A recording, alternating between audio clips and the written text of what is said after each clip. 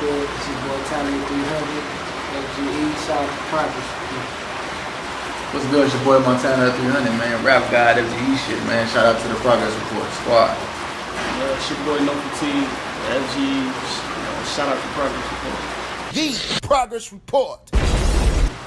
All right, fellas, what's going on? It's your girl Lalaa, Shepard. This is the Progress Report, man. Welcome to Atlanta. What's good? What's good? What's up? What's up? 300. Okay, that's what's up. My man's Talley 300. No fatigue. You already know what it is, man. Word. That's what's up. So, I want to do this interview for the perspective of, let's say, people that's never, met y'all or, been introduced to y'all music or anything like that. So, why do y'all say of 300? What does that mean? Well, 300 was originally a group of three of us, you know what I'm saying? And now it's only two. But it's basically a representation of something bigger than yourself. Gotcha. So when I go off to being solo, Montana 300, like I'm representing. You still representing each other. Yeah, exactly. Okay. Dig that. So tell me about FGE. Well, that means Fly Guy Entertainment. That's the name of our label. And, it's just a representation of just, evolving and elevating, you know what I'm saying? We got a thing, we say, wings up, you know what I'm saying? You kind of touch on it a little bit, you know what I'm saying? Well, that's just the motto, we go with being fly, but we are, the fly makers is really not just dressing, you know what I mean? It's just really a state of mind, how we think and how we move, like you said, we're elevating. We're trying to get to the next level. In every kind of way. That's right. Okay, so fellas, where y'all from? I'm from Chicago, Illinois, and I met both of them in Peoria, Illinois. Word. Like 2.5 hours. Okay. Yeah. Definitely. Can you talk about some differences in Chicago now versus when the world was first introduced to Chicago, I would say, through the drill music? Well, I feel like it's kind of getting away from the drill. Right. I feel like the drill is kind of dying out. I feel like, people kind of sensing of just what's selling now, which is kind of that more commercial, singing kind of rap. And I feel like a lot of the young shorties that's only got a name for themselves today in Chicago, it's more of that. And it's not so more of them trying to stay focused on, shooting everything up. You know what I'm saying? That type of music or whatever. I really don't put myself in either one of those categories. Right. I don't put myself as a drill rapper or, one of them people that's I'm only relevant or, because I'm trying to sing. I got you. Be melodic or whatever. But, there's no gimmick or anything to me. I literally lean on my bar is solid. That's what sells. Is my choice of word and how I choose to deliver. Respect. Do you think that you underrated? Yes. Very, very underrated. Yeah. I feel like even just you got people that's claiming to be woke nowadays, as far as spiritually or, religious wise or, things like that. That's kind of how I look at my fan base. The people that really appreciate me and really know what they're listening to. Right. It's just almost like you have to have attained a certain level of knowledge to even appreciate the stuff that's really coming out of my mouth, or things will be constantly going over your head, you know what I'm saying? And when things constantly go over your head, you can't judge something that you don't understand. You know what I'm saying? You can't judge the level of creativity when you don't even understand what's being delivered. You know what I'm saying? So it's just you can't give somebody points for that. You know what I'm saying? And I understand that in this world, the majority of people, you have way more fools than you have fools and followers than you have leaders, and that's just what it's gonna be. You know what I'm saying? So I have some relationships with some of the biggest black motivational speakers or however you want to say it, you know what I'm saying, activists and stuff like that on social media, and they have conversations with me and calling me the GOAT, you know what I'm saying, saying I'm the best or I'm better than some of the people that most people would call the best in the industry, you know what I'm saying, things like that. So it's just I have a line when I say my music's not for the idiots, and half of y'all won't understand me. You know? And I also have a line where I say, all fish don't get to debate because they missing my lines. And it's like, all fish don't get to the bait, but all fish don't get to debate. Like, you don't get to talk about who the best is. You don't get to debate about who the best is because you're missing my lines. And after that I say, maybe later in life, when you mature, you'll get it in time. So I'm saying it's still hope for you. Like, there's so many people that's like, man, every time I listen to this nigga song, I catch something I didn't catch before. Or somebody might hit me up like, man, I've listened to this song for 8 months and I just, call on to the part when you said this. Like, you know how they say the gift that keeps on giving? That's kind of really how I look at my music. Like, there's so much stuff in there that could win somebody over. That even if you don't catch it all, I still giving you so much. You know what I'm saying? And maybe later in life when you mature, these things that went over your head or that you ignored or didn't mean anything to you at this point in time in your life, it means something now because you experience more life and you're wiser now. You know what I'm saying? So you learn to appreciate it at a different angle, different aspect. I respect that. Do you think that the fact that you are from Chicago, that stereotype and stigma of Chicago typical, rap music is why people don't understand or are able to comprehend your music? To an extent. I know some people will still say, oh, he's a drill rapper because I blew up doing drill time. True. Or just drill music has a certain type of lingo in it too that's like Chicago lingo. You say things like ops and dots and 30s and, kickbacks and pulling up and, just certain things. And it's like, when you hear that, you instantly, oh, Chicago, oh, drill, you know what I'm saying? And I use that lingo sometimes, you know what I'm saying, within my stuff, but drill can be drill and it doesn't have to be metaphorical at all. True. You know what I'm saying? And it's like, I'm a big representation of metaphorical and, being very lyrical, being able to make one thing mean 2 and 3 different things all at the same time, and that's not the description of drill music. You know what I'm saying? I make sure I teach and stuff like that sometimes, and I motivate and I inspire, and I put some of my fathering things into my music for my kids, messages for my sons and my daughters and stuff like that. Like, that's not the description of drill. I speak on politics and religion and slavery and things like that. It's not the description of drill. Just my vocabulary alone, my choice of words is way wider than the mind of drill. You can find a 14-year-old kid that can do drill successfully. Right. My mind is not the mind of a 14, 15, 16-year-old that's getting a record deal. You know what I'm saying? Things like that. So, you can't go find a drill rapper that's like, oh, he can do it with my talent. To me, you can't find anybody that can, but I feel like there's very few people that's close to my level. You know what I'm saying? Of all around lyricism. True. Yeah. But that's for the most part. True. I agree with that. Can each of y'all tell me how long y'all been pursuing your music careers? I'll let me go first. I've been rapping since I was probably like 6. My brother rap, I got cousins who rap. It's my cousin, he rap. I got watched him rap. I've been growing up, so that's really just how I got into it. Okay. I'd say for probably like 15 years old. Wow.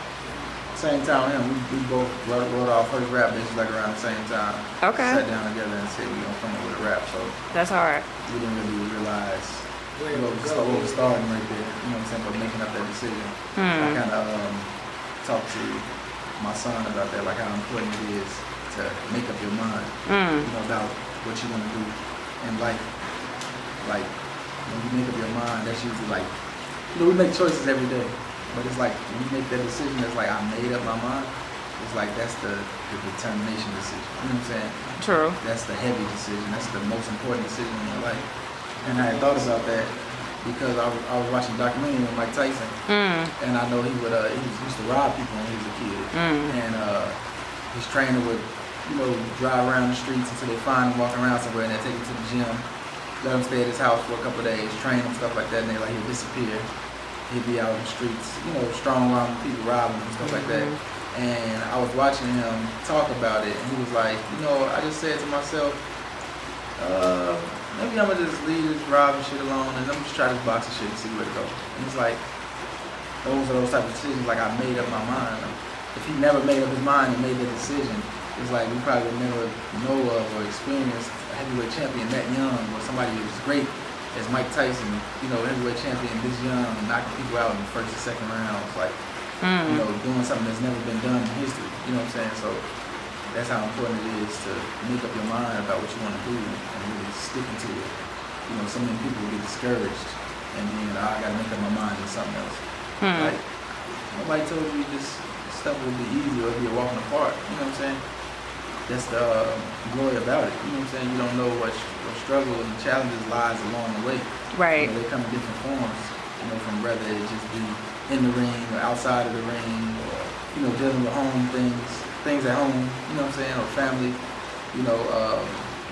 But yeah, just making up your mind. I think that was probably the big turning point for me and him.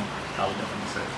That's real. And I know Nipsey is somebody that you look up to, just like a lot of us. And, he said that you pretty much experience every emotion, especially when you're pursuing your music career and all that good stuff.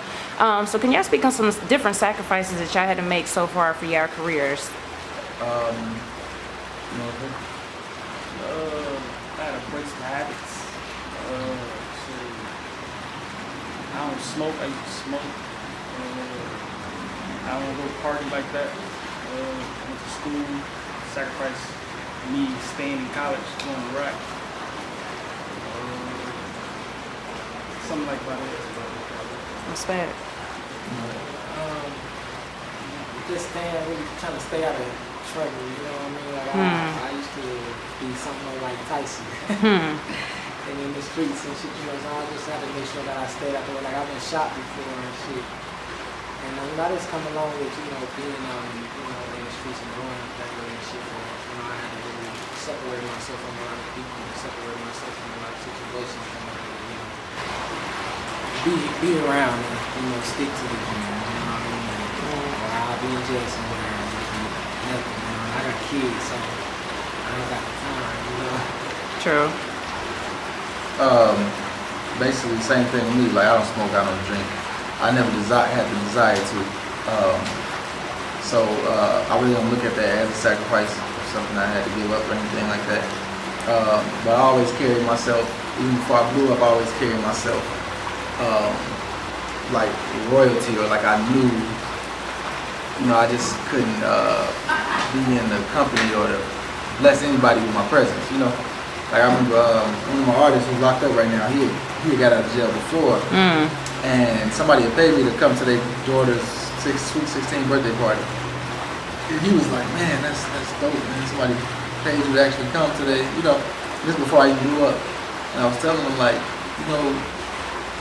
yeah, but do you think if I was out at the club or a scene every weekend that they would pay me to come to her birthday party, And I'm in the same city at the time as these people.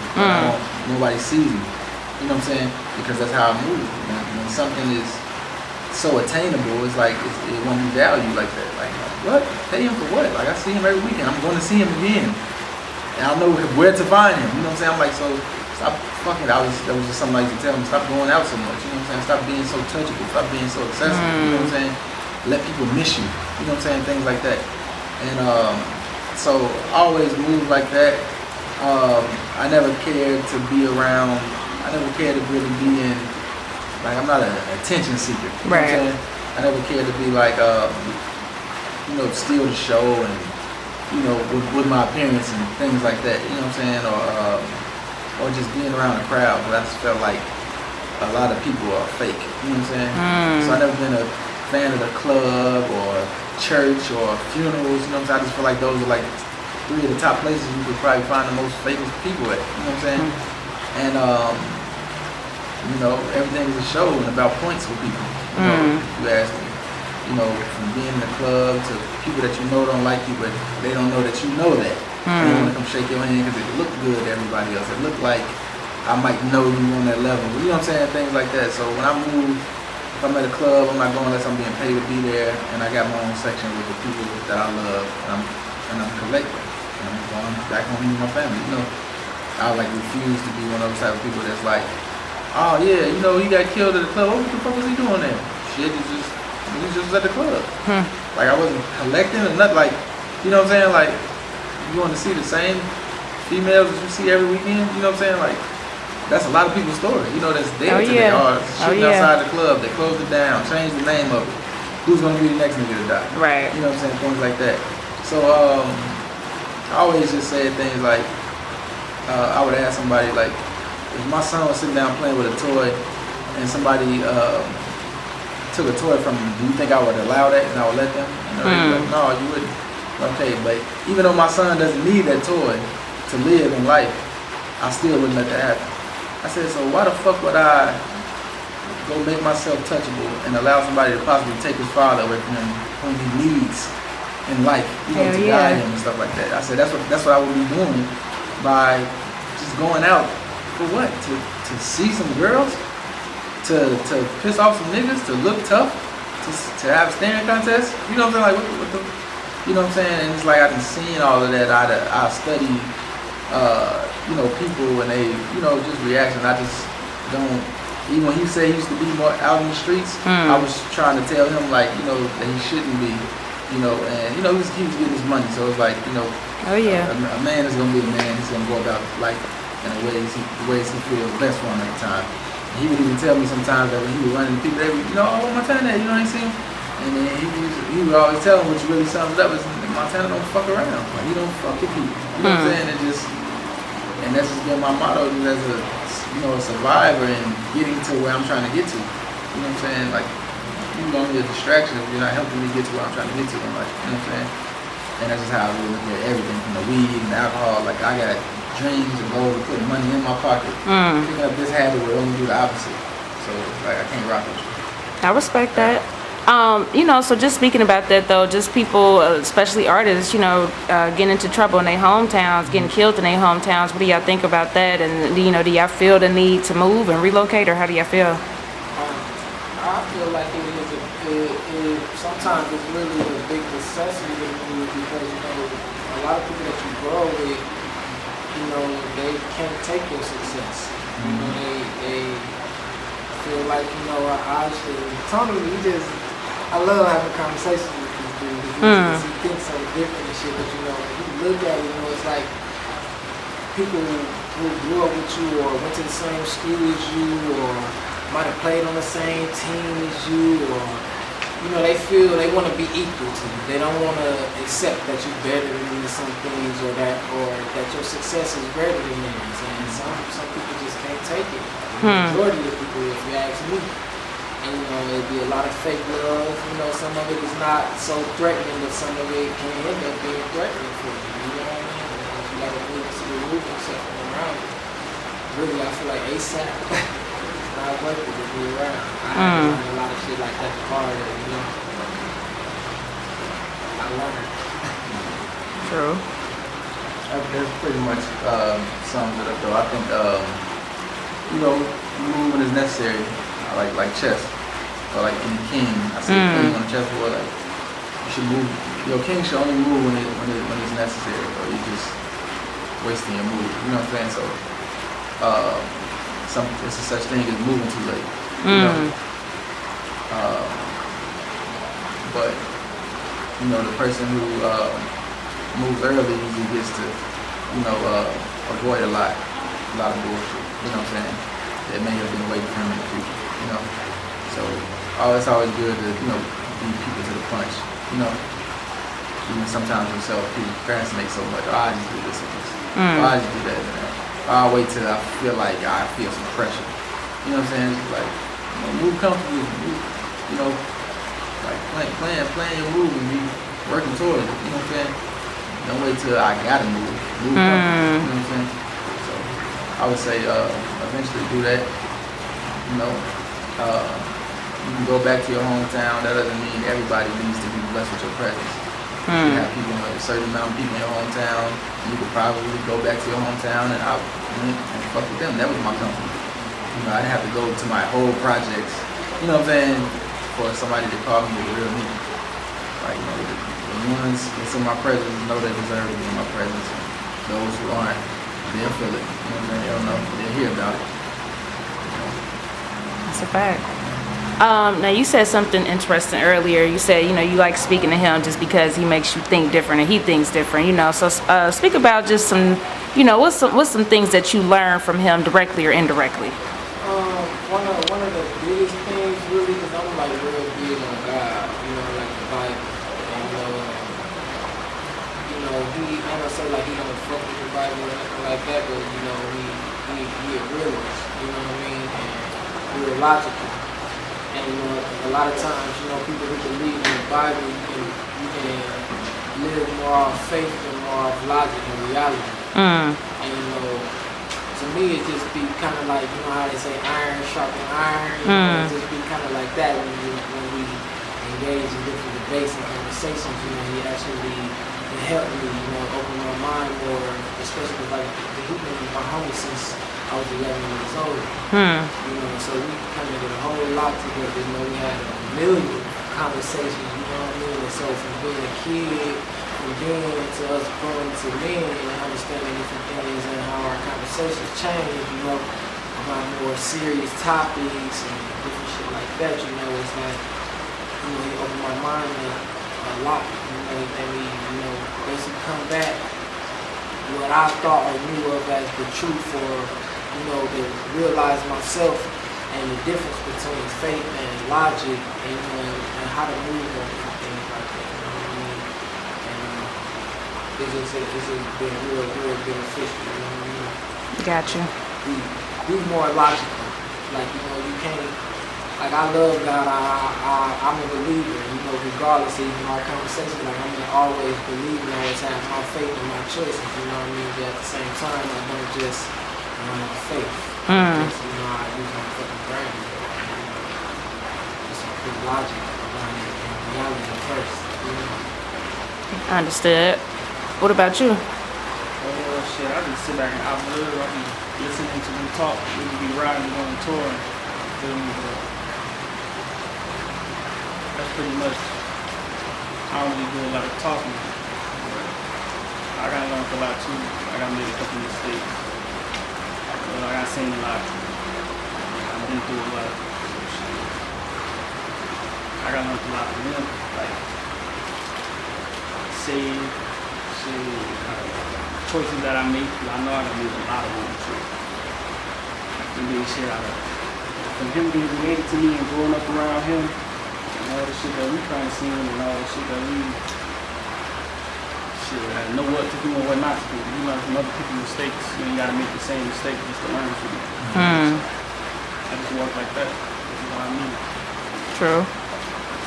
Now, Montana, you definitely, like you said, you got a lot of, influential people that like you and take a liking to you and actually talk to you and know who you are and all that good stuff. So what's something that you learned, and from who, from an influencer?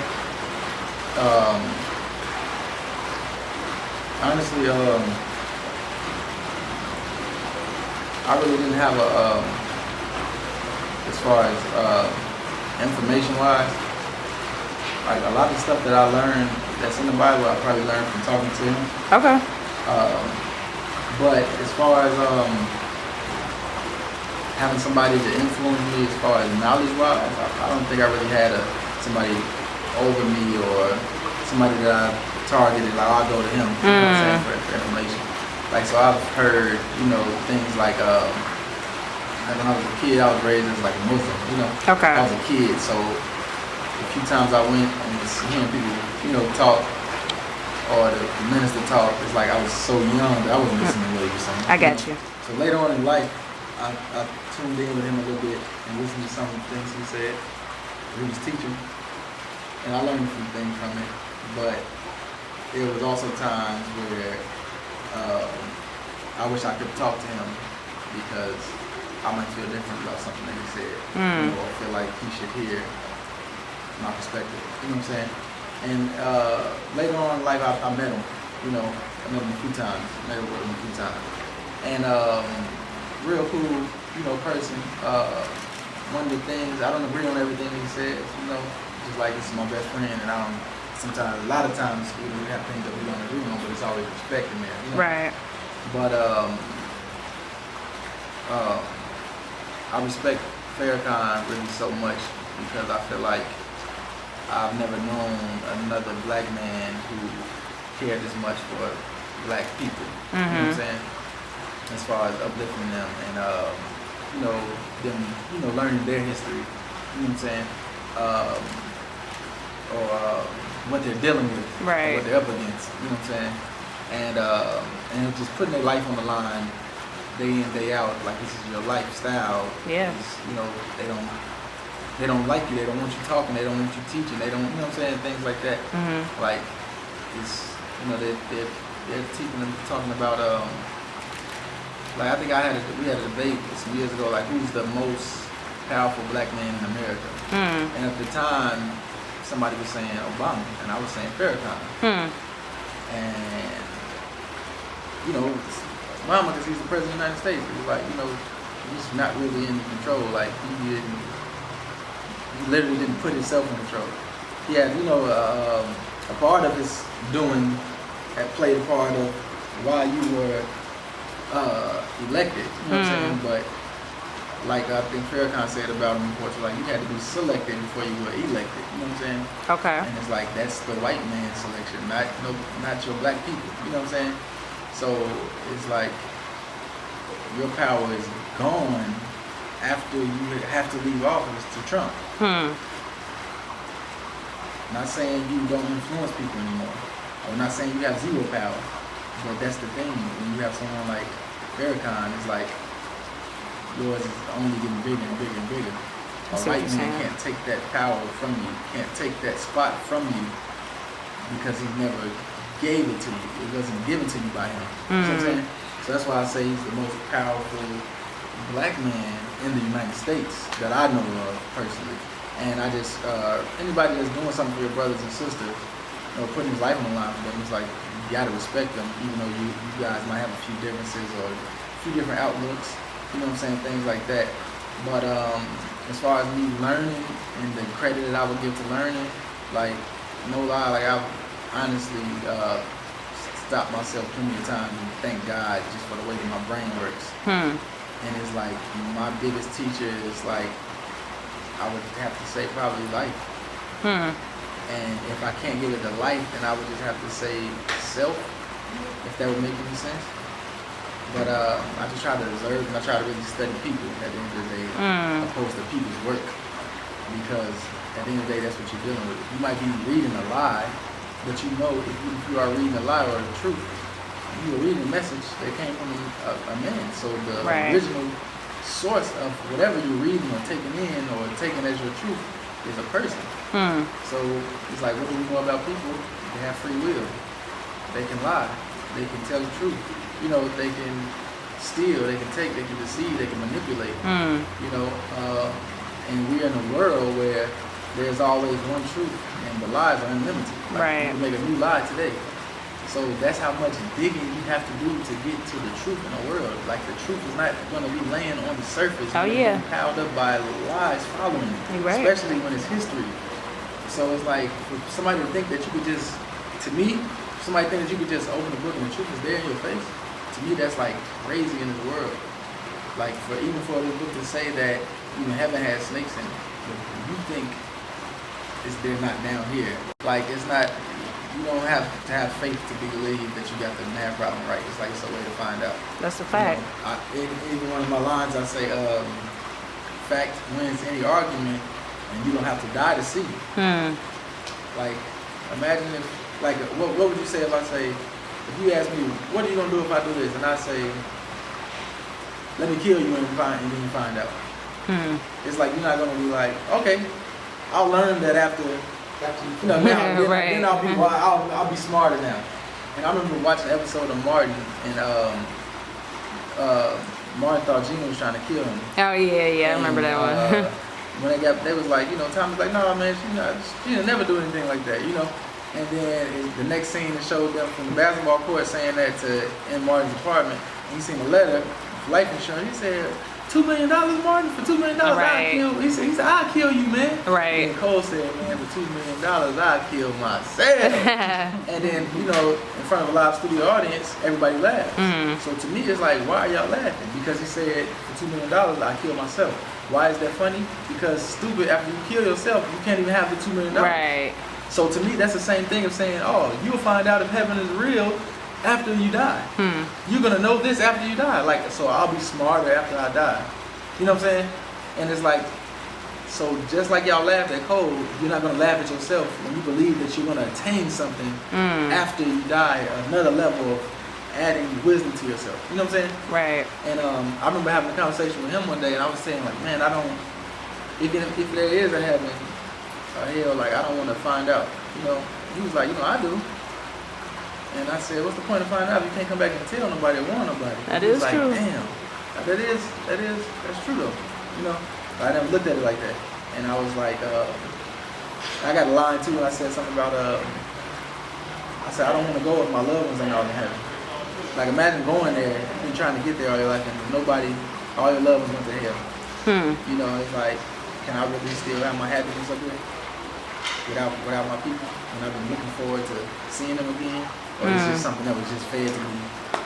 You know, you keep going, you're gonna see them up there, you know. It's just, yeah, but I think that's me, my personal thing is, you know, a lot of people ask me, oh, where you get your information from? Where you get this from? Or who do you be listening to? You know, I'm like, these are my own thoughts, you know what I'm saying? My own outlooks and perspectives on a lot of things. Like, for instance, like somebody's, like I could ask you, do you think, you know, the statement, love of money is the root of all evil? Do you agree with that? Are you asking me? Yeah, I'm asking you. If money is the root of all evil, not necessarily, but it's the root of a lot of evil. I would say, I like your answer. You're the first person that's answered and said that to me. And that makes sense. Because I can understand people thinking that. I said, but for that to be true, and this is my own thoughts. This is something I probably thought about maybe like 3 or 4 months ago. I said, for the love of money to be the root of all evil, for that to be true would mean that evil never existed until money existed. Right. And then, that's, like it was killing going on, you know, killing and stealing going on way before, you know, money was created. And, you know, just things like that. Like I like to think for myself. And it just came along from me using my own brain. You know what I'm saying? And I've had people tell me, man, you should be a lawyer, blah, blah, blah, you should do this and all that type of stuff. I had people say stuff like, you should start your own revolution or your own religion and things like that. And I'm like, that's not my place. Because there's a lot of things I don't know. I could give you a whole bunch of possibilities. Right. But I don't know for a fact. So I'm not going to walk around leading people in a way as if I know, you know, the truth or what God wants or where God is or what he looks like and who his favorite people are and all this other stuff. Like, that's not my job. You know what I'm saying? Because even though I pray to him so much in all my life, and I will always pray to him, I've never got a solid verbal response. Oh, yeah. You know what I'm saying? Like, I can only have my prayers answered, and I could try to blame them on him. I could try to pin that on him. But still, it's not really in my place to say he did that, to just point my finger. You know what I'm saying? Right. But, you know, I'm thankful, you know, for all of this. I always say all the time, too, like, you know, people say, oh, you know, you look out for this person, God gonna bless you over 10 times. I'm like, bro, it ain't about that, because God don't open shit. And he gave me life. That's enough. I have no, you know, I don't have anything really to ask for. You know what I'm saying? But just try to make this the best one that I can. You know what I'm saying? With the free will that I have. You know, not do wrong by my others. You know what I'm saying? I was just telling somebody too. Like, I have love for everybody. I don't love everybody. I have love for everybody. That means I have love that I can give to everybody, but everybody doesn't deserve that love from you. Because some people can see you instantly and off your whole image or how you carry yourself or how much you praise or respect them and just hate you. You've done nothing to them. They just hate you. So it's like I could have gave you so much love. I could have taught you this. I could have shared this with you, but you chose that approach with me. So with that, you can't even get the love that I have for you. You know what I'm saying? True. Some people just they just live with it, especially a lot of black people in competition with each other. You know? Okay. And, but that's a whole other story. Right. What would you say your message is to, I would say black men. I'm going to just limit it to black men. I was going to say to black people, but black men. Just be cautious, you know. And I mean, even of your own people. You know, be cautious. Know that you're a threat. You know, you waking up and realizing how godly you are, that's a fear, of the oppressor. And it's also a fear of your own brothers sometimes.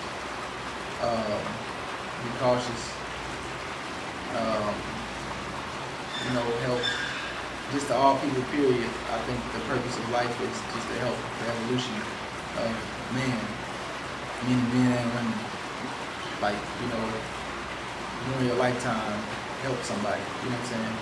The things in life that really matter, the way life moves, like trees. Like, we need trees to breathe. The trees aren't breathing for themselves. You know what I'm saying? They're here for us to breathe. And it's like you got water. Like, the water doesn't drink itself. Like, we need water. You know what I'm saying? You can't go, I think, 3 days without water, we'll die. You know what I'm saying? So it's like, that's the way of life. Everything is to help out something else that's living. And we, as people with free will, we the ones literally fucking a lot of shit up. Being stingy and having that mentality. Oh, if you're the smartest person in the room, you're in the wrong room. You can't get anything out of that room. And people think that's okay, type of way. To think, and I think if you're the smartest person in the room, then you got some teaching you should be doing. I agree with that. And for everybody else, and get up out of there and leave them hanging. Right. So that's just my way of thinking. And so to black men, like I said, be cautious. Aim to be the strongest version of yourself. You are godly. You're gods. Be mindful of, how you treat women, your woman, how you talk, you treat your kids, how you talk around them, things that you do. You can't really involve anything, make sure you involve, help your kids evolve and yourself too. Don't just work on your kids, work on yourself. Right. Work on yours, is all I can say. Right. And if you don't have anybody to really work on and work on yourself, still got yourself. True. I like that. So the name of our show is called The Progress Report. We talk about getting better and all that good shit, growth. So what does the word progress mean to each of y'all? To me, progress means just knowing that you're getting somewhere. You fall, you get back up, do it over, try again, get ahead, get further. You accomplish your goal that you're trying to do. Taking the next big step. Basically. Yeah. I would say, learning. Learning from your mistakes. Progression, that's what it is. It's trial and failing, getting up from failure, you know what I mean?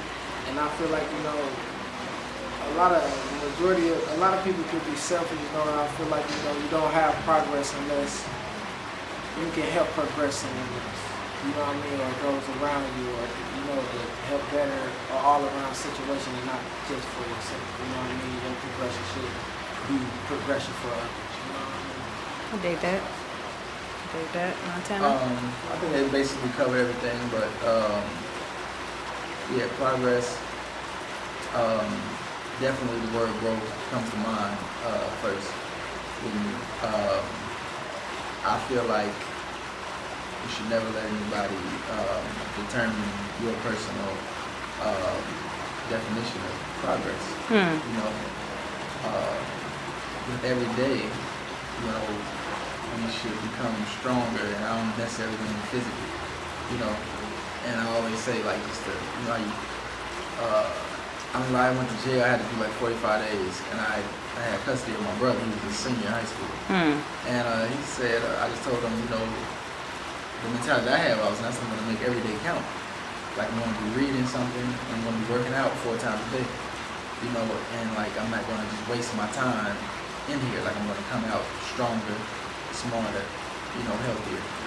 And I was telling him the same thing outside, like, every day, make sure you do something towards your goals.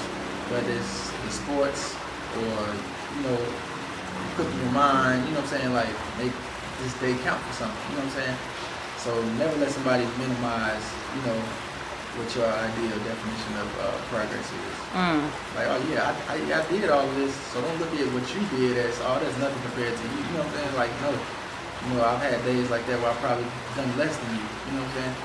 But each day comes, you still have so many more days to go, and every day is a promise. So, you know, it's more than just the physical thought of growing. You know what I'm saying? Because some people, like you said, learning. Some people can learn so much or have so much knowledge, but be stingy with it. Yeah. And it's like, even though you know all of these ways to, you know, start a business and do this stuff, you're not acting on it yourself. So you're not only being stingy with yourself, but you on all these social media sites being nosy or scrolling. You can even be sharing this knowledge with, you know, even if it's just your family, a couple family members that follow you. You know what I'm saying? Like, and that would even be progress, because it goes back to what you said, you helping somebody other than yourself. But it's some type of, if some people out there in this world, that anybody successful is almost a reminder to themselves that I'm not on my shit. Or making them feel lesser of a person because they're comparing them. And they feel like if they was to step out in the public, that the public would even view this person as more important, you know what I'm saying, or more valuable than them too. Right. And that feeling doesn't sit well with a lot of people, you know, too well. So that's where the Misery Loves Company comes in. Oh, I heard some bad news about him. Oh, I heard he went to jail. Yeah. I don't gotta hear no more good news about him. That makes me feel better. You know what I'm saying? And that's the way the minds of some people work, and it's just something that we can't help. There will always be people that feels like that. You know what I'm saying? You could probably persuade the minds of some people to stop being that way and look in the mirror by addressing it. But there will always be some people that's just stuck in their ways. Like some people live out their whole life, even at an old age, and you never can mature in some departments. Right. You know, and it's sad, but it's just the facts. And sometimes it's people that we love and that we're close to. You know, like they say, I can't want something for you. I can't want you to lose. I can't want you to mature. Right. You don't want to yourself. I can't want you to stop doing drugs if you don't want it yourself. You know what I'm saying? That's a fact. And yeah, so I think the word progress is probably underrated too. True. So fellas, what's next? I heard y'all got a tour coming up. Y'all doing films. So what's next? Well, I got an album coming out next month on September 19th, which is actually my birthday. And the album is called The Sun. You know, I just felt like that release date really is, you know, match the project. You know, but it's actually my third solo project. Okay. But yeah, it's a lot of hype. I got the whole FG maybe future in there. So Dope. Okay. I got a couple singles coming up. We try to put together an EP. I was gonna drop my album November 25th, but I'm gonna change it, push it back, so I can promote it differently. And, we got a group album we're working on. I'm working on 4 albums. I'm working on 2 solo. One I'm gonna drop in December. The other I'm gonna always drop May 20th. And then I'm working on a movie right now, and soundtrack for that. And then me and him we're working on a Guns N' Roses Part 2 album. We have an album out called Guns N' Roses. So we're working on Part 2 too. So those are 4 projects that I'm working on. Nice. Yeah. All right, fellas. Well, I appreciate y'all coming through the Progress Report.